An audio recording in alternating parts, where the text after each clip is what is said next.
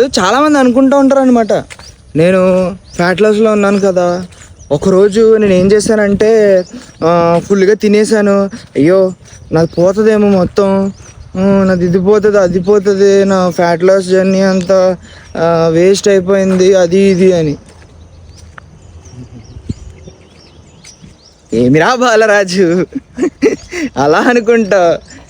Fat అయినా ఏమైనా, నువ్వు వెయిట్ గెయిన్ అయినా ఏమైనా కూడా, ఏదైనా నువ్వు గ్రాడ్యువల్గానే అవుతుంది. ఈవెన్ ఫ్యాట్ లాస్ కూడా అదే అలాగే అవుతుంది. సో నువ్వు ఒకరోజు తినేసావు కదా అని ఇంకోటి గుర్తొచ్చింది నాకు. ఇలాగా ఒకరోజు తినేసాను కదా ఏమో వదిలే అనుకొని లైన్గా వారం రోజులు తిన్నాడంటాడు ఆడు. అలా ఉంటుంది. ఒకరోజు అంటే ఏదో అయ్యింది, బయటికి వెళ్ళాము తిన్నామంటే అది వేరే విషయం.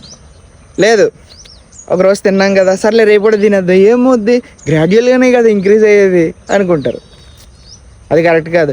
నేను ఏమంటున్నానంటే, ఒకరోజు ఏదో ఒక రీజన్ వల్ల మంది పోయింది అంటే స్ట్రీక్ పోయినంత మాత్రాన ఆ ఒక్కరోజులో నువ్వు 100 కేజీలు పెరిగిపోతావు అని కాదు. అలా అని ఆ ఒక్కరోజు చేసాం కదా అని తర్వాత అంతా వారం రోజులు చేయమని కాదు.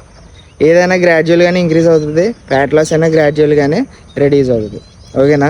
ఇలాంటి వీడియోస్ ఇంకా కావాలనుకుంటే ఈ సుబ్బుగాడిని ఫాలో చేసుకో, యూట్యూబ్లో సబ్స్క్రైబ్ చేసుకో, బయోలో లింక్ ఇస్తాను. ఉంటా మరి, బాయ్.